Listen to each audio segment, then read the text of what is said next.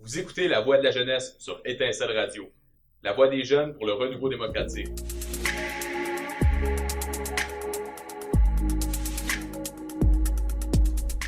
Les rébellions de 1837-1838 étaient une lutte pour engendrer des arrangements qui conféreraient la souveraineté au peuple plutôt qu'à la couronne britannique. Durant cette période, le peuple avait commencé à se rassembler en grand nombre. Lors de ces grandes assemblées, on y dénonçait la tyrannie du régime colonial et on y adoptait des résolutions qui devenaient en quelque sorte le cri de ralliement et le programme politique pratique du peuple. Effrayé par ces grandes assemblées, Lord Gosford lança le 15 juin 1837 une proclamation exhortant le peuple à s'abstenir de ces réunions qualifiées de séditieuses et ordonnant aux magistrats et officiers de milice à les en empêcher. Cette proclamation ne fit qu'augmenter l'effervescence populaire. Elle fut dénoncée comme un attentat de plus aux droits des habitants du Canada. « Abat la proclamation » fut le cri général, et les assemblées se multiplièrent dans tous les coins du pays. C'est dans ce contexte que naquit l'organisation de la jeunesse, les Fils de la Liberté.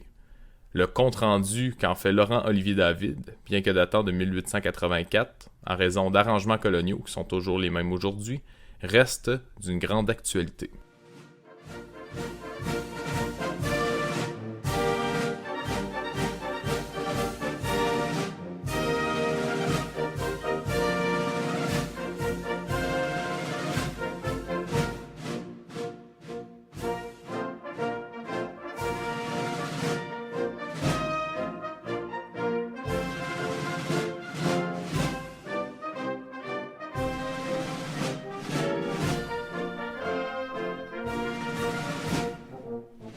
Les Fils de la Liberté. C'était dans le mois de juin 1837. Des groupes de citoyens se formaient sur les places publiques à Montréal pour lire la fameuse proclamation, et partout éclataient des murmures d'indignation. « Il n'y a qu'un moyen de répondre à cette insultante proclamation », cria du sein de la foule M. Pierre Jaudoin. « C'est de convoquer immédiatement une assemblée. » Les patriotes commencèrent dès lors à discuter la nécessité de s'organiser pour faire respecter leurs droits de citoyens et repousser la violence. Ce projet n'eut pas de suite immédiate, mais après la dissolution de la Chambre d'Assemblée au mois d'août, on résolut de le mettre à exécution. L'excitation des patriotes, les menaces des bureaucrates, et le langage de leurs journaux faisait croire que des conflits auraient lieu bientôt. On crut que le meilleur moyen de réussir était de s'adresser à la jeunesse de Montréal, de la décider à former une puissante association et d'inviter les jeunes gens à en faire autant partout ailleurs. La jeunesse accueillit avec transport ce projet. Depuis longtemps déjà, elle brûlait de manifester son zèle pour la cause nationale, de prendre une part plus active dans les événements de l'époque. Le 5 septembre 1837, l'Association des Fils de la Liberté était solennellement proclamée dans une assemblée nombreuse tenue à l'hôtel Nelson sur la place Jacques-Cartier. Ce fut une grande manifestation. Des discours véhéments furent prononcés par messieurs Robert Nelson, André Ouimet et Édouard Rodier. En avant fut la devise choisie par les Fils de la Liberté. C'était une organisation moitié civile, moitié militaire, composée de deux branches qui devaient travailler, l'une par les discours et les écrits, et l'autre par la force des armes si c'était nécessaire, au progrès et au triomphe de la cause populaire, préparer le peuple à la conquête de son indépendance.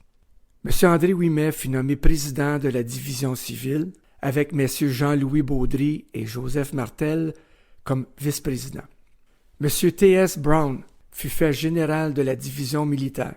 Le général avait sous ses ordres 6 officiers ou chefs de section, représentant chacun une division militaire de la ville. Dans les premiers jours d'octobre, le Comité des Fils de la Liberté lança un manifeste ou une adresse au peuple pour faire connaître leurs vues et leurs sentiments. Il proclamait qu'il fallait attribuer à l'État colonial tous les maux et les abus dont le Canada avait à se plaindre et que le peuple canadien devait donc se tenir prêt à profiter de la première occasion qui lui serait donnée d'obtenir son indépendance.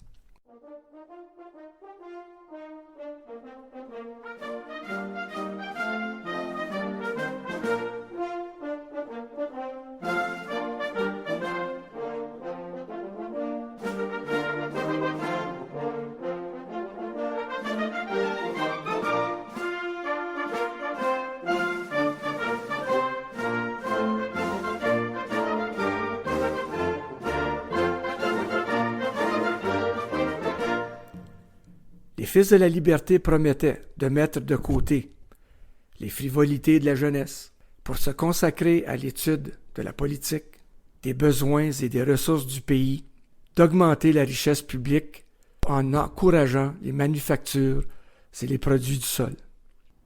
Ils contribuèrent beaucoup à fortifier les espérances des patriotes.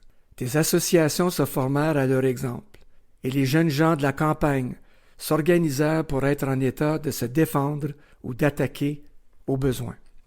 Les Fils de la Liberté avaient des assemblées publiques presque toutes les semaines, se livraient avec ardeur à l'étude de l'art militaire et paradaient de temps à autre dans les rues, bannières déployées, musique en tête. Ils étaient quelquefois 5 ou 600, leur tenue militaire, leur bonne mine et leur chant patriotique étaient pour les Canadiens un sujet d'orgueil et d'espérance. Toutefois, ces pacifiques manifestations n'en produisirent pas moins d'émoi parmi les bureaucrates. Un soir, la veille de la grande assemblée de Saint-Charles, ils paradèrent en grand nombre sur le coteau Baron. Ils étaient 1000 à 1200 hommes. Les yeux des bureaucrates, agrandis par la peur et la colère, en virent plusieurs milliers. Une armée de vandales descendant sur Montréal n'aurait pas produit plus d'effet. Le lendemain et les jours suivants, ce fut un déluge d'injures, d'imprécations et de menaces contre les Fils de la Liberté qu'on vouait aux géomonies, à tous les dieux de l'enfer. Les journaux anglais publièrent des écrits et des correspondances où l'on faisait les appels les plus échevelés au fanatisme de la population anglaise. « Où sont les carabins ?» s'écriait dans le Herald un correspondant. « Où est la garde aux manches de hache? Où est ce Doric Club qu'on avait l'habitude de voir chaque fois qu'il s'agissait de défendre la Constitution et l'honneur britannique? Jusqu'à quand laisserons-nous ces scélérats révolutionnaires? Jusqu'à quand laisserons-nous faire ces scélérats révolutionnaires? » Messieurs les Anglais ont la parole rude, il paraît, en temps de révolution. Tous les jours, ils avaient de pareilles aménités à l'adresse des Canadiens et surtout des Fils de la Liberté. Pourtant, si c'était un si grand crime de s'assembler, de voter des propositions énergiques et de parader dans les rues, ils étaient coupables de ce crime autant que les Fils de la Liberté, et même davantage, car ils ne se gênaient pas, eux, de porter des armes et de provoquer l'émeute et le désordre par leurs menaces et leurs imprécations. Les Fils de la Liberté, heureusement, ne répondaient à ces provocations que par le mépris. Plusieurs fois, cependant, les chefs eurent de la peine à les empêcher de se ruer contre les insulteurs. Les Fils de la Liberté devaient s'assembler le 6 novembre, ainsi qu'ils avaient l'habitude de le faire, le premier lundi de chaque mois. Comme ils avaient l'intention d'ajourner leur réunion au mois de mai suivant, ils voulurent que leur dernière manifestation eût un grand succès, et pour montrer qu'ils n'avaient rien à craindre ni à cacher, ils annoncèrent que l'assemblée aurait lieu au cœur de la ville, dans une grande cour de la rue Saint-Jacques. Les membres du Doric Club crurent que le moment d'agir était arrivé. Ils firent afficher partout des placards dans lesquels on disait qu'il fallait écraser la rébellion à sa naissance. On invitait les loyaux à se réunir le même jour à la place d'armes. Les magistrats effrayés ne savaient que faire pour éviter la lutte qui se préparait.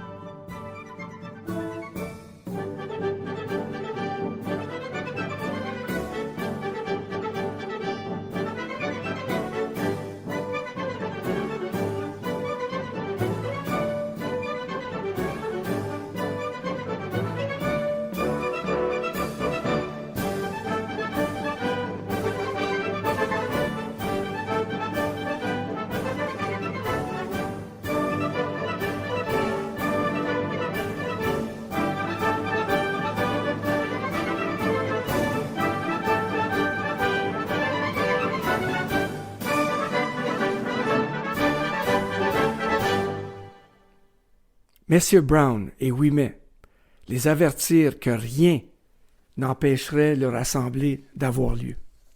C'est notre droit, dirent-ils, et nous ne l'abandonnerons pas sous le coup des menaces. Ce n'est pas nous qui créerons le désordre et commencerons la bagarre. Contrôlez vos gens comme nous saurons contrôler nos amis. Pour montrer notre désir de garder la paix, nous n'aurons ni musique, ni drapeau. Nous nous réunirons sans armes, comme citoyens, et nous nous séparerons paisiblement si nous ne sommes pas attaqués. Une grande agitation régna dans la ville toute la journée du samedi et du dimanche. Le lundi, vers midi, les rues de la ville étaient animées et remplies de groupes nombreux. C'étaient, outre beaucoup de curieux, les Fils de la Liberté et les membres du Doric Club qui se rendaient les premiers à leur lieu de réunion sur la rue Saint-Jacques et les autres sur la place d'Armes. Les Fils de la Liberté furent fidèles au rendez-vous. Ils s'y trouvèrent en grand nombre. Plusieurs propositions furent adoptées, et les discours vigoureux furent prononcés par M. Brown et Édouard Rodier. M. Édouard Rodier, qui était l'orateur le plus populaire et le plus entraînant de l'époque, après M. Papineau, fit un discours chaleureux, où après avoir dit que les Canadiens trouveraient dans l'union et dans le patriotisme de la jeunesse les moyens de vaincre la bureaucratie, il ajouta « Nous sommes maintenant les fils de la liberté, mais on nous appellera bientôt les fils de la victoire. » Tout à coup, un grand bruit se fait entendre dans la rue, et des pierres commencent à tomber dans la cour où se tenait l'assemblée. Les 2/3 des fils de la liberté étaient alors partis. Il pouvait en rester 200 à 300. C'étaient les membres du Doric Club qui venaient troubler la réunion si paisible des fils de la liberté et créer une bagarre dont les bureaucrates se prévaudraient ensuite pour appeler la vengeance des autorités sur les patriotes. D'ailleurs, ils n'avaient rien à craindre, car ils savaient qu'au premier signal, la troupe sortirait pour les soutenir. Les fils de la liberté, exaspérés par la conduite des bureaucrates, résolurent de se faire un chemin en leur passant sur le corps, s'il le fallait, et de se disperser paisiblement à la place d'Armes avant l'arrivée des troupes. Ils s'armèrent de bâtons, les deux partis en avaient toujours à leur lieu de réunion, formèrent 4 colonnes de 2 de front, et ouvrant les portes de la cour, s'élancèrent dans la rue au pas de charge. À la vue de ces hommes déterminés, la foule s'ouvrit pour leur livrer passage, et les membres du Doric Club s'enfuirent à toutes jambes du côté de la place d'Armes. On aurait dit une bande de lièvres poursuivis par des chasseurs. Mais ils se rallièrent et par 3 fois essayèrent d'entamer le petit bataillon des Fils de la Liberté. Les pierres pleuvaient de tous côtés. Il y eut plusieurs coups de pistolet, mais personne ne fut tué. Les Fils de la Liberté, ayant chassé devant eux les membres du Doric Club jusqu'à la place d'Armes, se séparèrent à cet endroit, comme ils en avaient convenu. Ils firent bien, car ils étaient à peine dispersés que la troupe et les volontaires arrivaient de tous côtés pour arrêter le désordre en prêtant main forte à ceux qui l'avaient créé. Un petit groupe des Fils de la Liberté fut odieusement maltraité à l'entrée de la rue Saint-Laurent, et plusieurs personnes inoffensives furent attaquées. C'est ainsi que M. Brown, qui s'en retournait tranquillement, seul, fut lâchement attaqué au coin des rues Saint-Jacques et Saint-François-Xavier et frappé sur la nuque d'un coup de bâton qu'il étendit sans connaissance. On l'aurait tué là si quelqu'un ne l'avait arraché à ses forcenés en le couvrant de son corps. Les coups qu'il reçut sur la tête furent si violents qu'il en perdit un œil.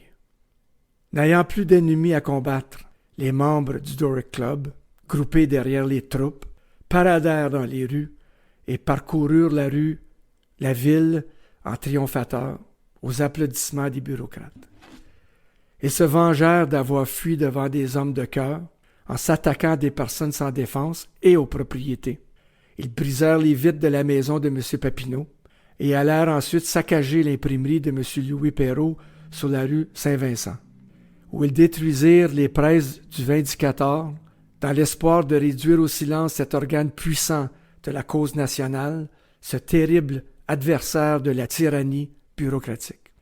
Les Fils de la Liberté s'étaient réunis le 6 novembre pour la dernière fois, car, quelques jours après, leur chef était jeté en prison sur accusation de haute trahison, et les Canadiens prenaient les armes pour s'opposer à l'exécution des mandats d'arrestation.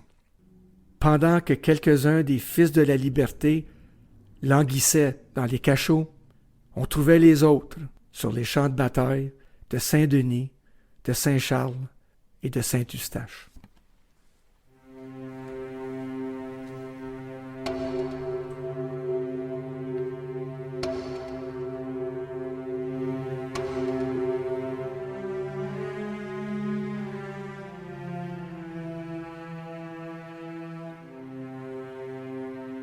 Seuls. Ils sont morts seuls et sans histoire. Ils sont morts seuls et sans la gloire, sans lendemain, sûr et certain. Un peu d'espoir, quand même. Je vous aime.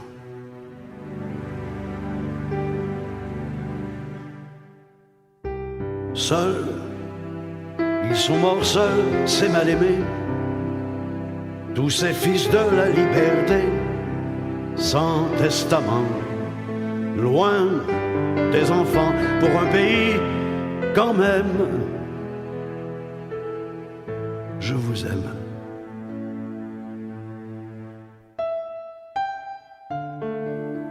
Dans les petits matins, gris et sans fin, à l'orée d'un grand bois, sans rossignol malin, ni lièvre, ni perdrix. Adieu, belle Sylvie, qui pleure tout bas là-bas. Seuls, ils sont morts seuls et sans histoire. Ils sont morts seuls et sans la gloire, sans lendemain. Sûr et certain, je me souviens,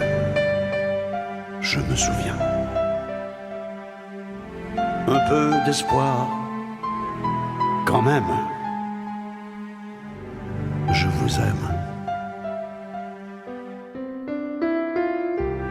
Seuls, ils sont morts seuls, c'est mal aimé, tous ces fils de la liberté, sans testament, loin des enfants, pour un pays quand même. Je vous aime. Seuls, ils sont morts seuls et sans histoire. Ils sont morts seuls et sans la gloire. Ils sont morts seuls, c'est mal aimé. Tous ces fils de la liberté.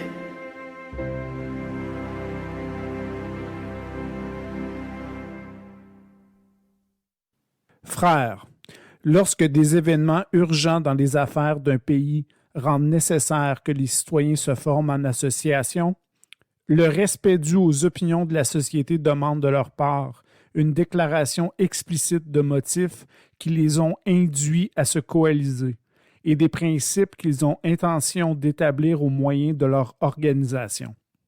Nous considérons qu'après le privilège qui appartient à chaque individu d'agir pour lui-même, d'après les bases mêmes de la société, celui de joindre toute son énergie à celle de ses concitoyens dans tous les projets qui ont pour but la défense ou l'intérêt mutuel, et par conséquent le droit d'association, est un droit aussi sacré et aussi inaliénable que celui de la liberté personnelle. Nous maintenons que les gouvernements sont institués pour l'avantage. Ils ne peuvent exister avec justice que du consentement des gouvernés, et que quelques changements artificiels qui surviennent dans les affaires humaines, un gouvernement de choix n'en est pas moins un droit inhérent au peuple. Comme il ne peut être aliéné, on peut donc en aucun temps le revendiquer et le mettre en pratique. Tous les gouvernements étant institués pour l'avantage de tout le peuple, nullement pour l'honneur ou le profit d'un seul individu, toute prétention à gouverner d'après une autorité divine ou absolue, réclamée par ou pour aucun homme ou classe d'hommes quelconque est blasphématoire et absurde, tout comme il est monstrueux de l'inculquer et dégradant de l'admettre. L'autorité d'une mère patrie sur une colonie ne peut exister qu'aussi longtemps que cela peut plaire aux colons qui l'habitent, car ayant été établi et peuplé par ces colons, ce pays leur appartient de droit, et par conséquent peut être séparé de toute connexion étrangère, toutes les fois que les inconvénients résultant d'un pouvoir exécutif situé au loin et qui cesse d'être en harmonie avec une législature locale, rendent une telle démarche nécessaire à ses habitants, pour protéger leur vie et leur liberté ou pour acquérir la prospérité. En prenant le titre de Fils de la liberté, l'Association des jeunes gens de Montréal n'a nullement l'intention d'en faire une cabale privée, une junte secrète, mais un corps démocratique plein de vigueur qui se composera de toute la jeunesse que l'amour de la patrie rend sensible aux intérêts de son pays, quelles que puissent être d'ailleurs leurs croyances, leur origine ou celle de leurs ancêtres. Les raisons qui, dans la conjoncture actuelle, appellent impérieusement toutes les classes, mais plus spécialement celles des jeunes gens, à la vie active et à un dévouement héroïque à la cause de leur pays, sont nombreuses et imposantes. Lors de la cession de cette province en 1763, en vue de consolider la puissance britannique sur les bancs du Saint-Laurent, certains droits de propriété, de religion et de gouvernement avaient été garantis aux Canadiens et confirmés plus tard, en 1774, alors que la noble Révolution des États américains rendait des concessions aux nouveaux sujets de l'Empire d'une politique urgente. Les succès brillants des États-Unis et le mouvement entraînant de la Révolution française ayant donné à l'Angleterre lieu de trembler pour les possessions qui lui restaient en Amérique. Elle passa en 1791 l'acte constitutionnel qui divisa la province en Haut et en Bas-Canada et établit une assemblée représentative pour chacun d'eux. En 1812, la conciliation devint de nouveau une mesure de nécessité à raison de la déclaration de guerre par les États-Unis. Ces époques de danger ont été pour le Canada des périodes de justice apparente, pendant que celles intermédiaires ainsi que celles qui ont suivi ne nous fournissent qu'une longue histoire d'injustice, d'atrocités et d'usurpations répétées. C'est ainsi que nous avons vu des administrateurs britanniques affichant une lâcheté et une perfidie tout à fait indignes d'une puissante nation, ne cesser de leurrer le peuple canadien de promesses pleines de déception, et cela dans des temps de nécessité pressante qui, aussitôt la crise passée, ne rougirait pas de recourir à toutes sortes d'expédients pour différer ou éviter d'accomplir les engagements les plus solennels.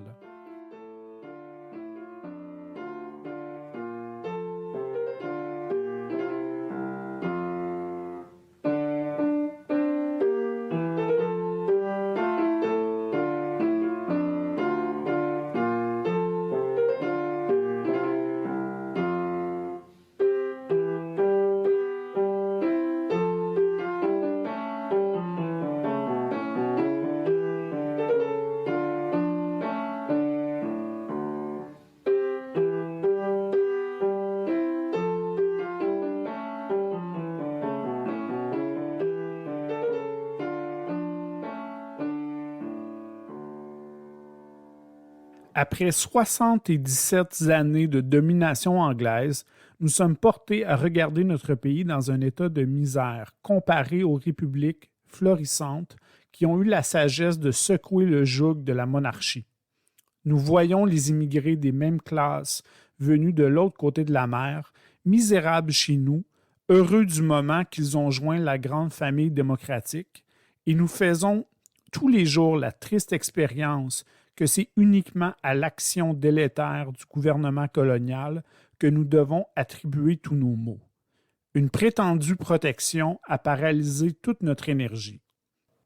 Il a conservé tout ce qu'il y avait de bon et entravé toutes les mesures de réforme et d'amélioration. Pendant que chacun des townships répartis sur l'immense territoire de nos voisins a l'avantage d'être sagement gouverné par une libre démocratie, laquelle est formée à elle-même et à agir avec énergie, nous sommes abandonnés à la merci et au contrôle d'un gouvernement dans lequel le peuple n'a aucune voix, dont l'influence tend à corrompre la vertu publique dans sa source, à décourager l'esprit d'entreprise et à anéantir l'impulsion généreuse de tout ce qui peut conduire avec l'efficacité à l'avancement et à la prospérité de notre pays. Une légion d'officiers nommés sans l'approbation du peuple, auxquels ils sont la plupart opposés et jamais responsables, pendant qu'ils tiennent leur charge durant le bon plaisir d'un exécutif sans responsabilité, et maintenant en autorité au-dessus de nous, avec des salaires énormément disproportionnés, tant à nos moyens qu'à leur service, de sorte que ces emplois semblent créés plutôt pour des intérêts de famille ou d'élévation personnelle que pour l'avantage du peuple ou pour satisfaire à ses besoins. Le procès par juré, que nous avons appris à regarder comme le palladium de nos libertés, est devenu une vaine illusion, un instrument de despotisme, puisque les shérifs, créatures de l'exécutif, dont ils dépendent journalement pour leur continuation dans une charge à laquelle sont attachés d'énormes émoluments, ont la liberté de choisir et de sommer tel juré qui leur plaît, et peuvent devenir par là même les arbitres du peuple dans les poursuites politiques intentées par ses oppresseurs.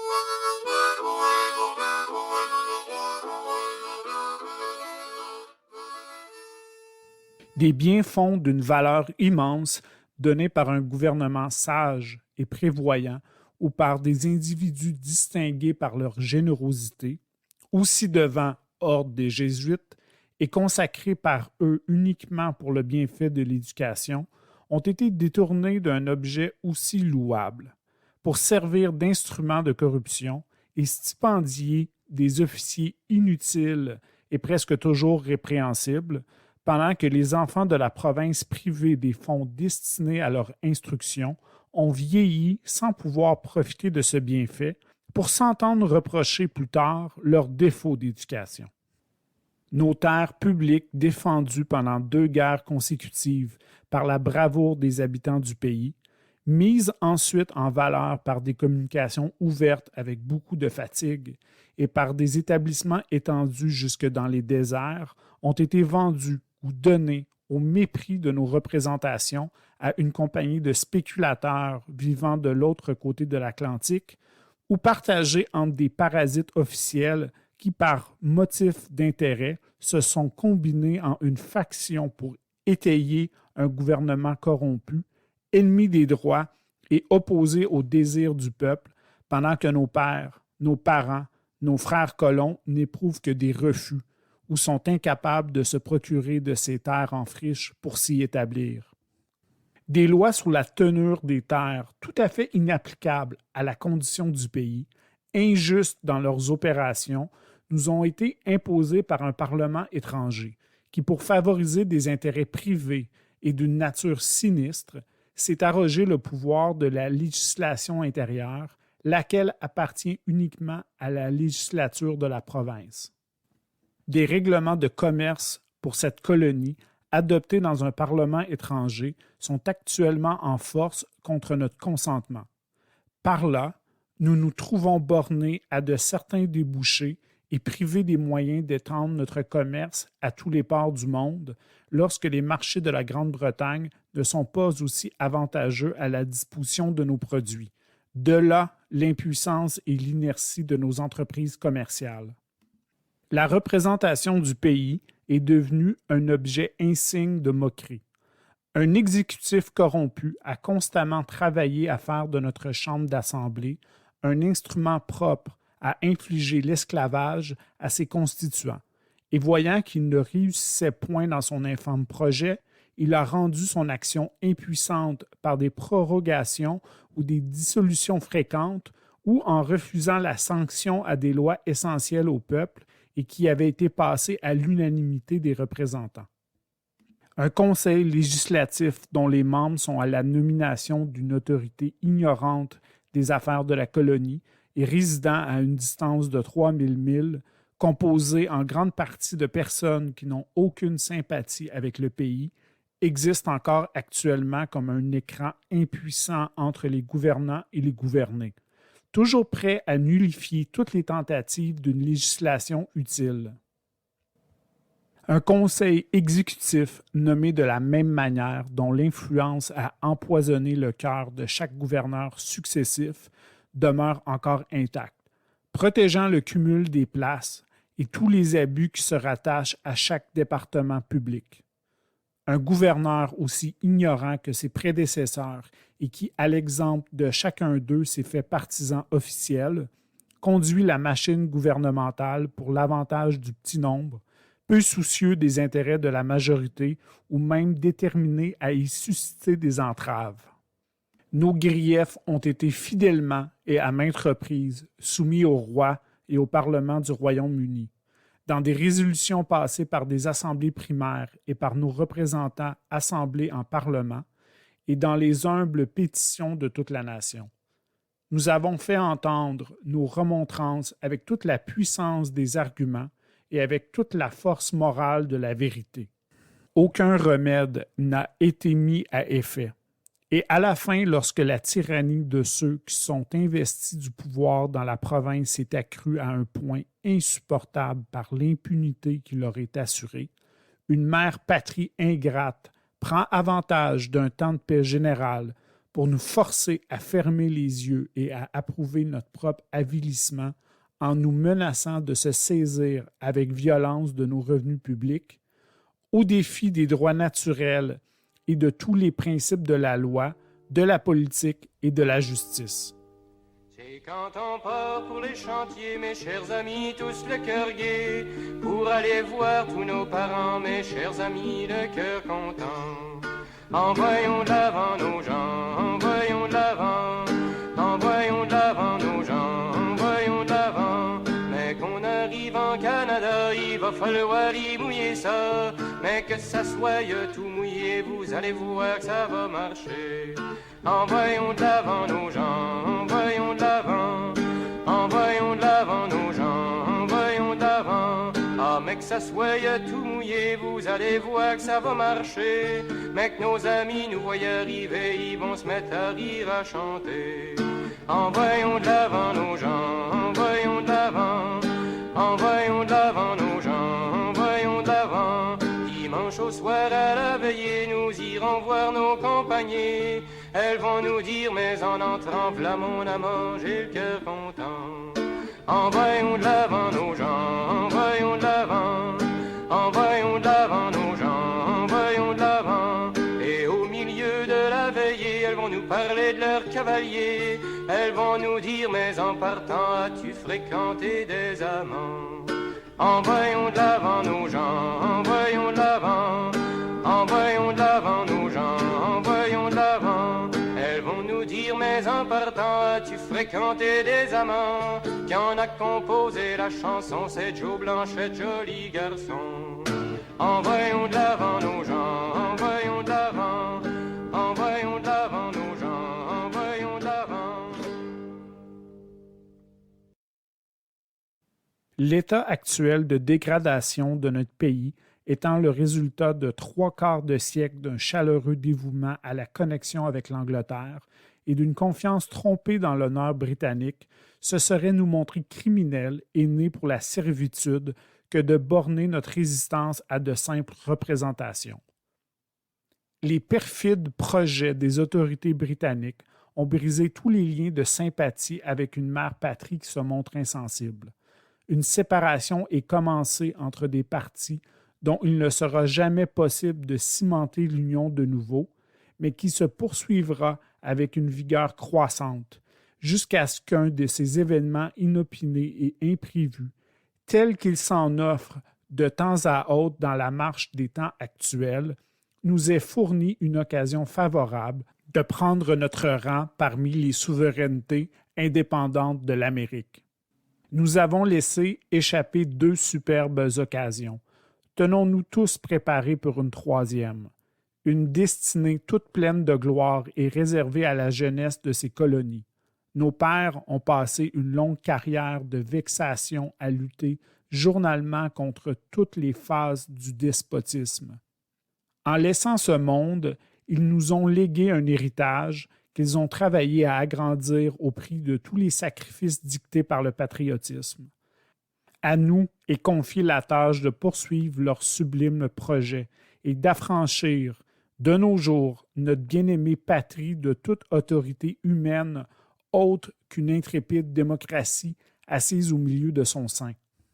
Avec une perspective aussi encourageante sous les yeux, avec une responsabilité aussi élevée que celle qui repose sur nous, il est de notre devoir impérieux de laisser de côté toutes les folles emportées de la jeunesse et de nous livrer tout entier à la considération de la politique, des besoins et des ressources de notre pays, d'augmenter sa richesse en encourageant ses manufactures et ses produits, de lui conserver toute sa vigueur en discontinuant de consommer tous les articles importés par au-delà de la mer, mais par-dessus tout, de nous accoutumer à faire continuellement des sacrifices et à tellement retrancher nos dépenses personnelles en évitant l'excès et le superflu, qu'il nous soit donné d'amasser des moyens de nous supporter les uns les autres dans la lutte pour la vie et la liberté dans laquelle nous devons, tôt ou tard, nous trouver engagés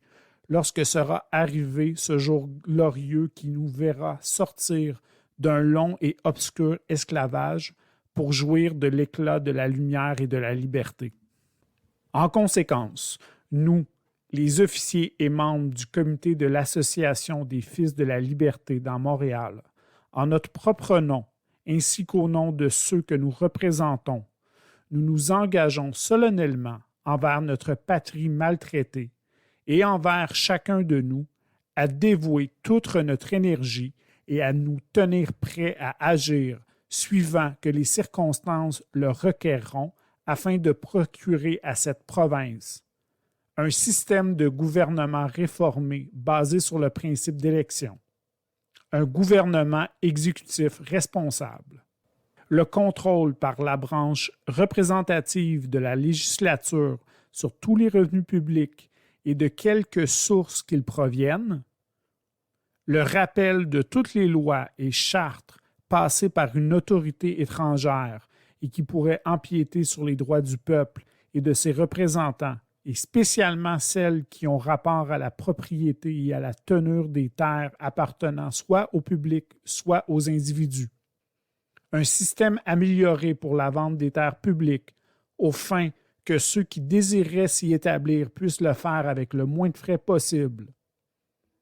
L'abolition du cumul des places et de l'irresponsabilité des officiers publics, et une stricte égalité devant la loi pour toutes les classes, sans distinction d'origine, de langage ou de religion.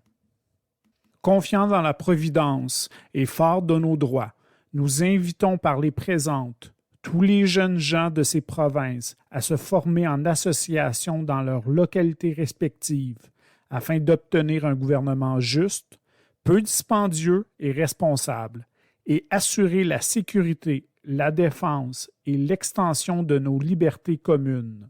Montréal, 4 octobre 1837.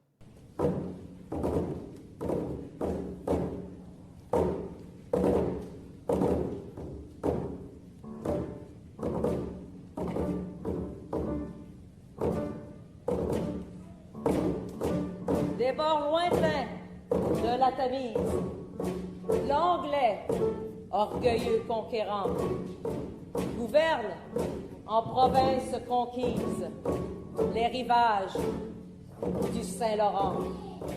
À bas l'étendard britannique, arborons les nobles couleurs, fondateurs de la République. Brisons nos fers, séchons nos fleurs, les tyrans souillent notre histoire. Pour eux leur propre, à nous la gloire. En avant, soldats, marchons au combat, compagnons, bravons, la bombe et ses éclats, la mort ou la victoire, la mort ou la victoire.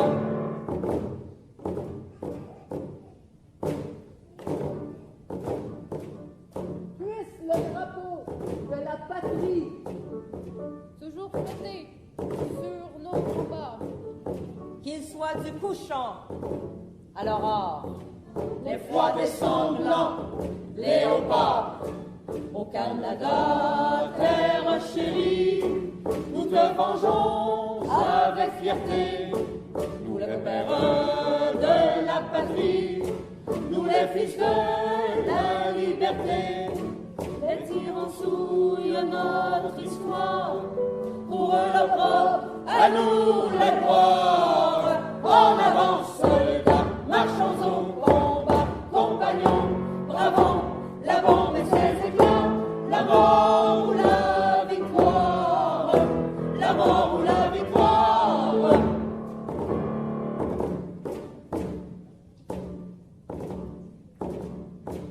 Pour toi, un peuple se lève. Patrie, idole de nos cœurs, dans nos mains dirige le glaive.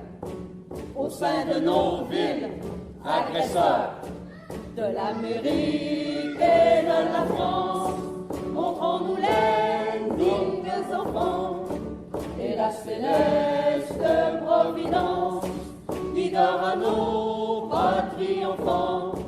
Les tyrans souillent notre histoire, pour eux leur propre, à nous la gloire. En avant, soldats, marchons au combat, compagnons, bravons, la bombe et ses éclats, la mort ou la victoire, la mort ou la victoire. En avant, soldats, marchons au combat, compagnons, bravons, la bombe et ses éclats, la mort ou la victoire, la mort ou la victoire. Ceci met fin à l'émission d'aujourd'hui. Revenez-nous pour la prochaine diffusion.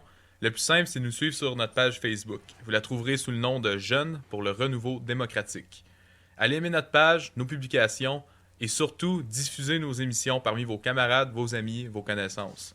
Vous pouvez aussi nous joindre par courriel au ydr.jrd@gmail.com. Au revoir, à bientôt. Étincelle Radio est un balado produit par les jeunes pour le renouveau démocratique.